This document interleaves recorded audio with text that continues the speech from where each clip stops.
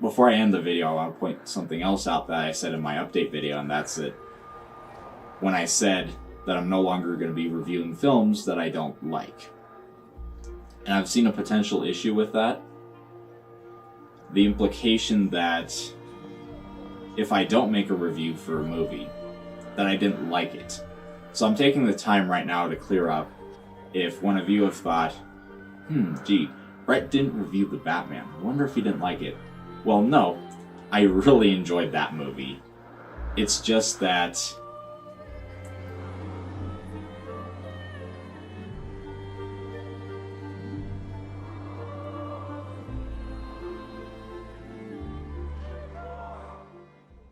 I can't speak for all of you, but I'm willing to bet that some of you, when you saw this video come up in your notifications, you immediately went to my channel and started scrolling my other videos, and were surprised to see that I have not yet reviewed The Batman.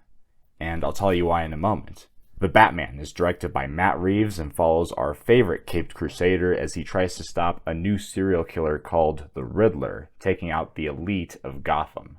Trying to unravel the Riddler's plot, Batman gets help from Police Lieutenant James Gordon and a cat burglar Selina Kyle, all while questioning if he is really helping the city or if his brand of justice is something in the way. Those of you that saw my Dark Knight Trilogy review series early this year know that I was very excited for this film. It was my most anticipated for 2022.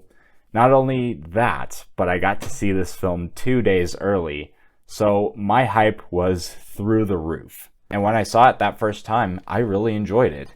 However, my brain couldn't stop comparing this film to the Dark Knight Trilogy. I remember the next day in class, some people confronted me who hadn't seen the film, and they knew I was at that early screening, and they started asking me what I thought, how did it measure to the Dark Knight, and I gave as best a response as I could at the time, while knowing that I had to watch this film again to really get an opinion before sitting down and talking about it. So I did. Of course, I got busy, which is a common theme with me. I was finishing high school, transitioning to college. Only in the preparation for my Best of the Year video was when I finally committed to that rewatch.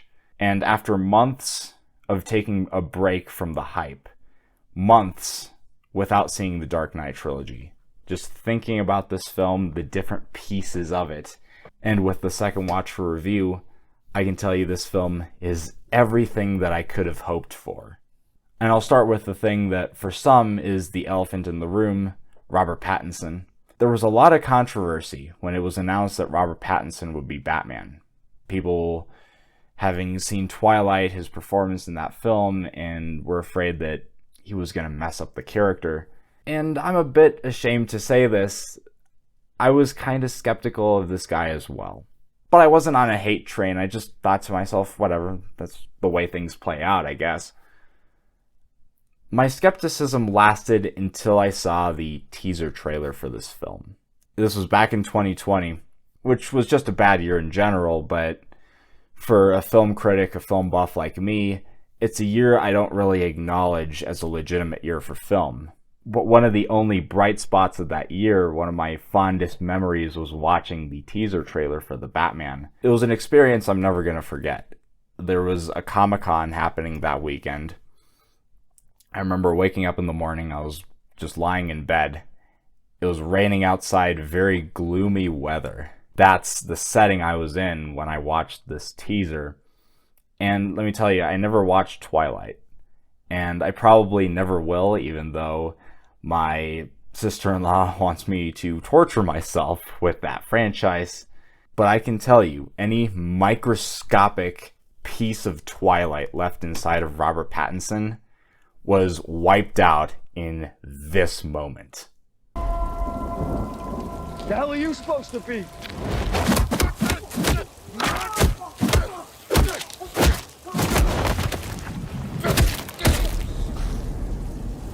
I'm vengeance. I was shocked when I saw that, and two things came to mind. One, that guy is dead. As far as I'm concerned, Batman killed someone. And two, this is going to be a great version of the character. And having seen the film, I can confirm that it absolutely is. Robert Pattinson is great. He really sells this version of Bruce Wayne / Batman that through his eyes you can tell that this guy is just dead inside. And this film overall does a good job of giving characters emotion in a visual way. I'll get to other examples later. But in terms of Batman, there's this interesting element to the film where you have this section of the film where Batman is looking at the child of one of the Riddler's victims, and he sees himself in that child, and he remembers how the murder of his parents affected him as a child. And I just thought it was a beautiful way of showing this character's pain. And the appearance also does a lot for this character. From what I know, this is the first film that shows the black around Bruce Wayne's eyes when he takes off the suit. And some people have called it emo, and I understand that, but it really works in this film. You have that and the fact that his hair is always messed up.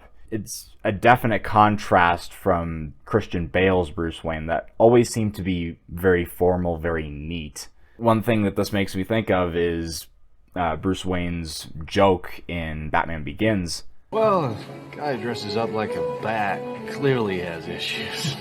And in this film, it's not just something to poke fun of. We actually have a character that is disturbed. We have a character that really has issues. This version of Batman is actually kind of psychotic. He gets into some pretty brutal, violent fights with people. There are certain points where you feel hits. And in my opinion, this is the Batman film that best illustrates the fear the criminals have of Batman. You have this great opening sequence where Batman is almost like a horror character. You have various criminals committing their crimes, and they see the bat signal in the sky, and then they start looking around at shadows around them, wondering if he's in there. And on top of that, you get this other layer where Batman is not just scaring the criminals, he's scaring citizens as well. Please don't hurt me.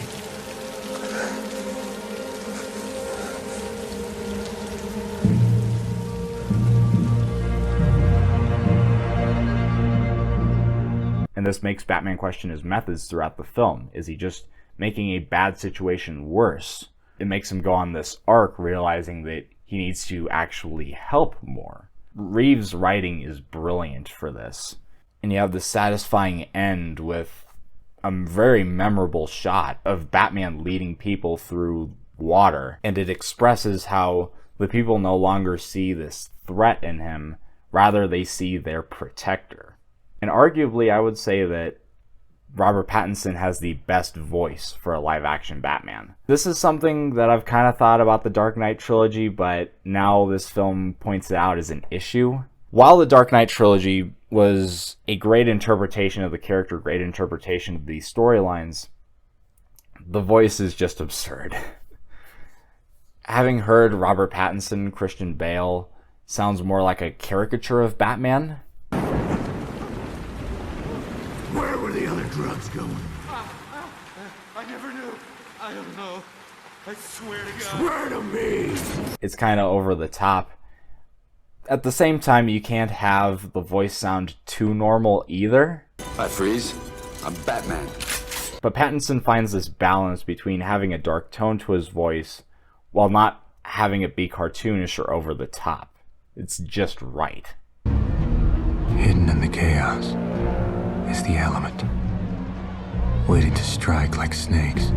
But putting aside the darkness, there's moments of levity in this film, seeing how Batman reacts to different characters and situations. Could have at least pulled that punch, man. I did.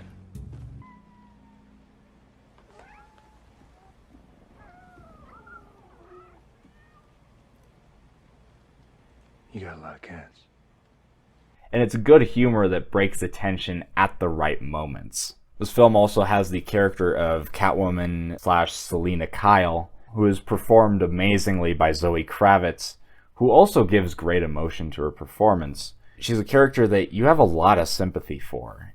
She's involved in the mystery, trying to find her missing friend that she is taking care of. She has this sad backstory growing up as the daughter of crime lord Falcone.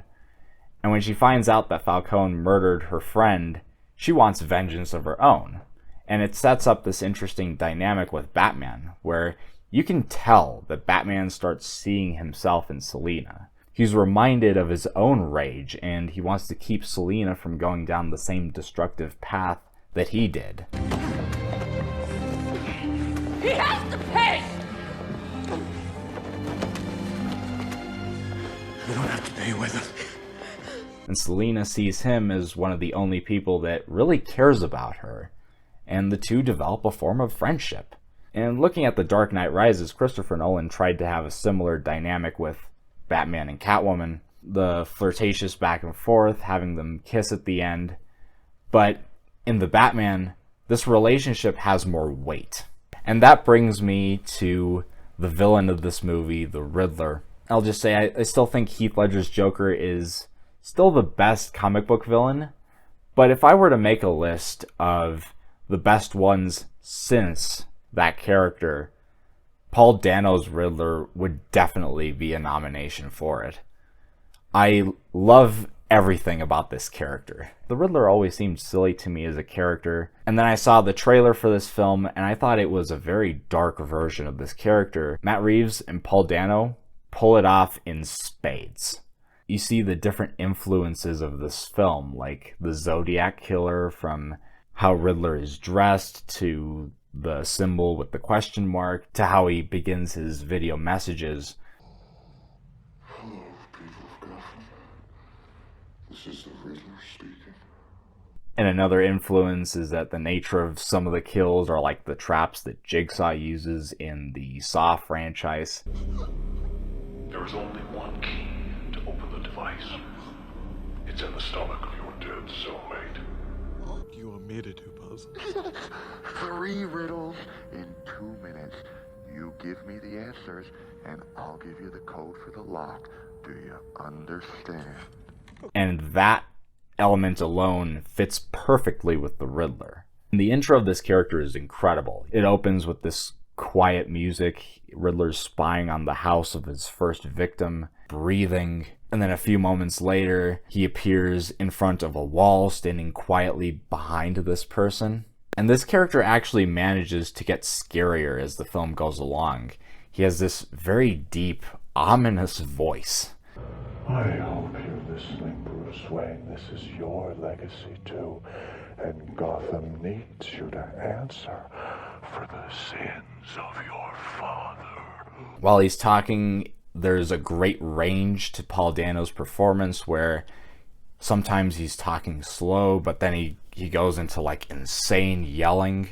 Get off! You deserve to be dead after what you did! You hear me? Of course, everything I've mentioned, this character is a psycho, but you still understand him. You get this disturbing backstory about him being an orphan. Living in some tower over the park isn't being an orphan. Looking down on everyone with all that money. Do you know what being an orphan is? It's 30 kids to a room. You wake up screaming with rats, chewing your fingers. And every winter, one of the babies die because it's so cold. Going back to the writing, Reeves uses this character in a very smart way, where the puzzle-solving aspect is not just there to simply tease Batman, but as the Batman and the police solve these riddles, they expose the corruption at the heart of Gotham. Seriously, Paul Dano plays this role to perfection. I've said this before with other actors, and this also goes for Zoe Kravitz in this film, that it wasn't the first film that he was in, but it's the role that I'll always remember him for. Jeffrey Wright plays James Gordon. I've seen him before in the Daniel Craig Bond films. It's hard to explain for me, but just something about his voice makes him likable. And he does a really good job of getting into the role of Gordon, and I really bought into his dynamic with Batman. Andy Serkis plays Alfred, and I always enjoy seeing him as well. And though his scenes with Bruce aren't many, The film still has that endearing dynamic between these two people that is there in other films, and it works really well. If I can't have an effect, I don't care what happens to me. That's all I'm afraid of. Alfred, stop. You're not my father. I'm well aware. I realize now there's something I haven't got past. This fear of losing somebody I care about.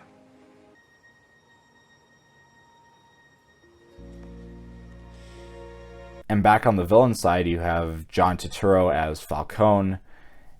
And it's a subtle performance, not as big as the next character that I'm going to mention, but he gives a really good version of this character. You just feel the sleaziness off this guy without him having to say or do that much. Again, it's just nice to see John Turturro doing something serious and not embarrassing himself like he did in the Michael Bay Transformers films. Hold those. What is that? What? I wear them when I'm in a funk. And this brings us to the Penguin, played by Colin Farrell. Where did he go? This character is a marvel of makeup and prosthetics. It looks nothing like Colin Farrell. Not only that, but the voice and the behavior. This is truly an example of an actor literally getting lost inside a role. His character is a fun presence inside this film, and it harkens back to gangsters of the Martin Scorsese films. So yeah, needless to say, like, a great set of characters, great actors portraying them.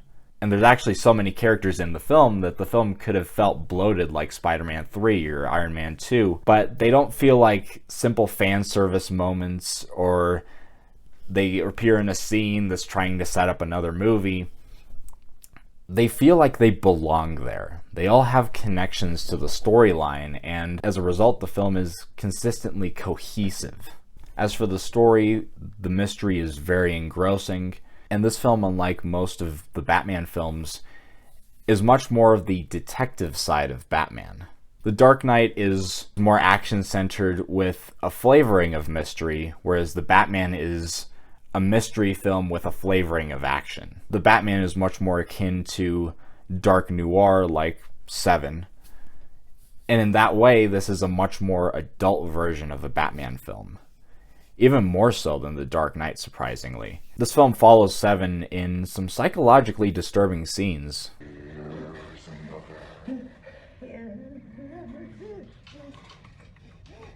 We'll soon be losing face. You have this recording where characters are listening to Falcone strangling this woman. Okay.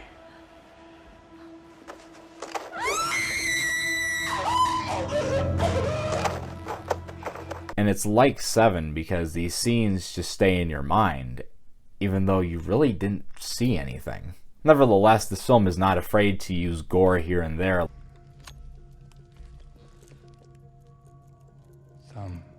Drive.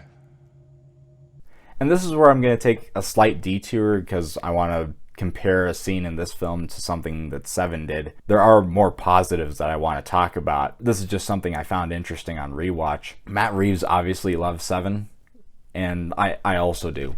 It's quite possibly my favorite detective story. But to be honest, there was a moment that feels less like homage and more of a direct copy. I am going to put a spoiler warning because Seven is one of those movies that you should watch knowing very little about. So in the film Seven, Morgan Freeman and Brad Pitt are tracking down John Doe, and they manage to find his apartment. They break in, and Morgan Freeman sees all these notebooks that John Doe has, and he opens one of them and starts reading one of these diary entries. On the subway today, a man came up to me to start a conversation. He made small talk, this lonely man talking about the weather and other things.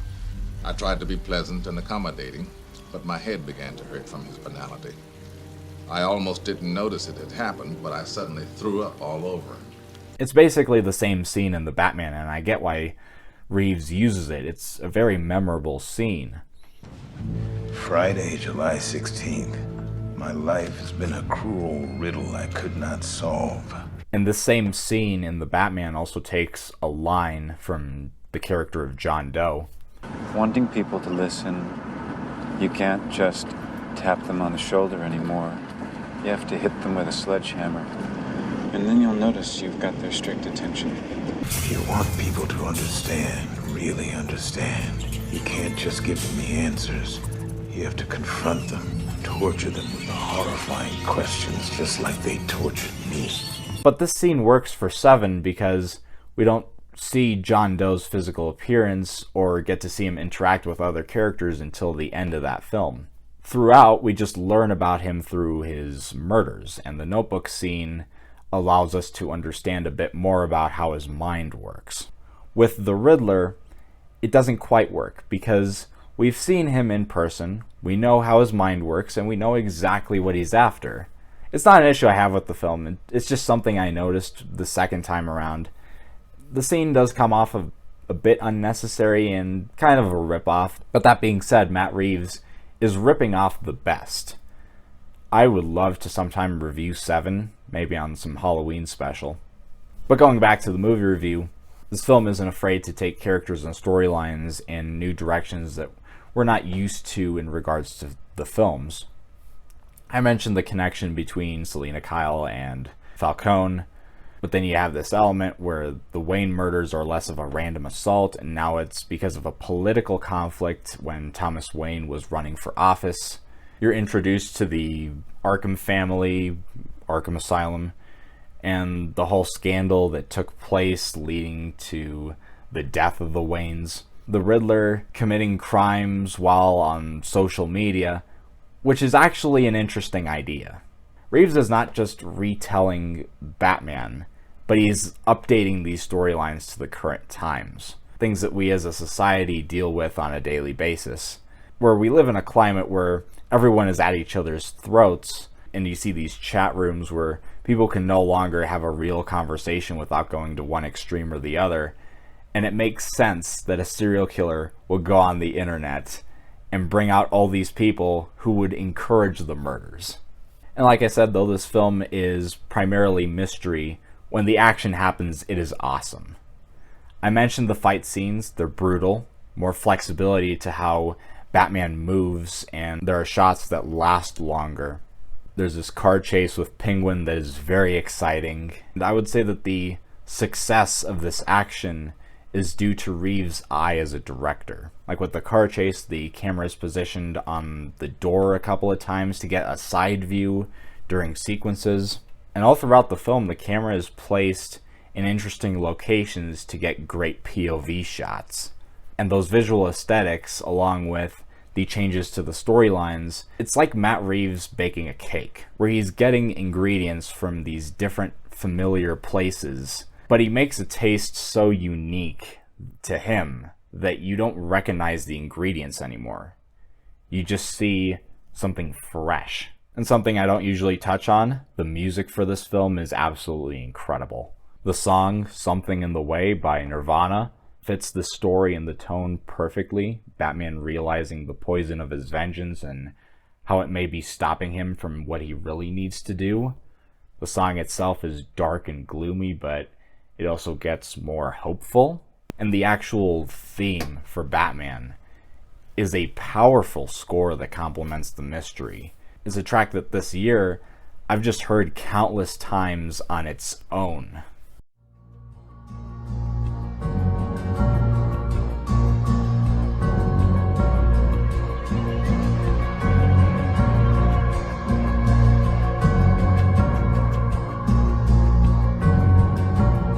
And the film has a great ending.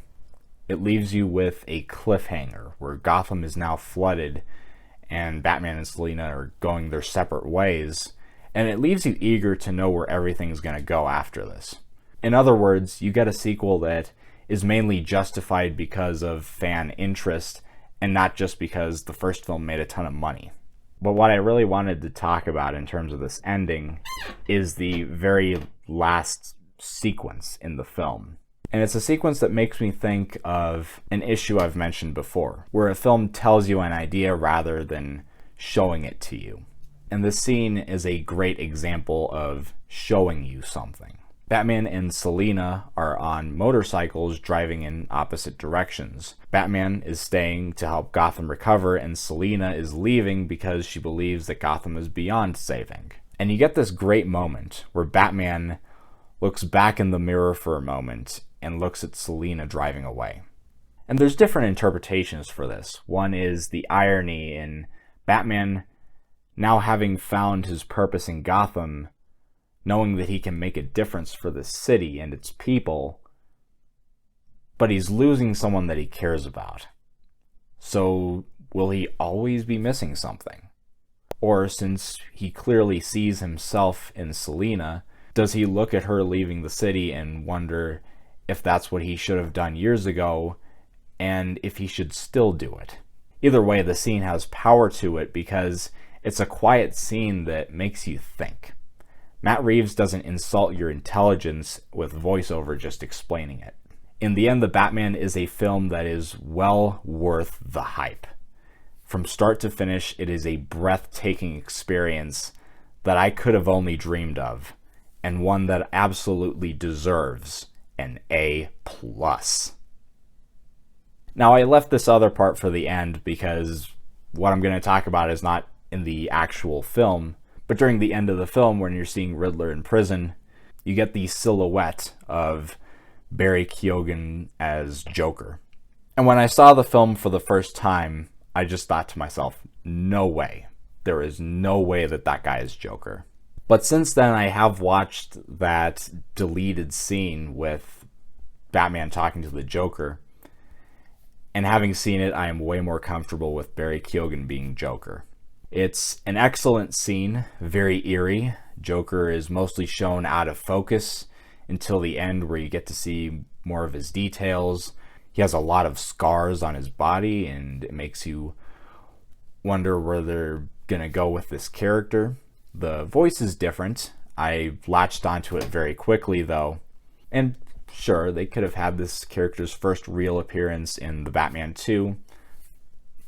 But it was just a nice after-dinner mint. Again, I'm excited to see the rest of Matt Reeves' vision for this world. As I've said, my next video is my best of 2022. A lot of films there that I can't wait to tell you guys about. Stay tuned for that.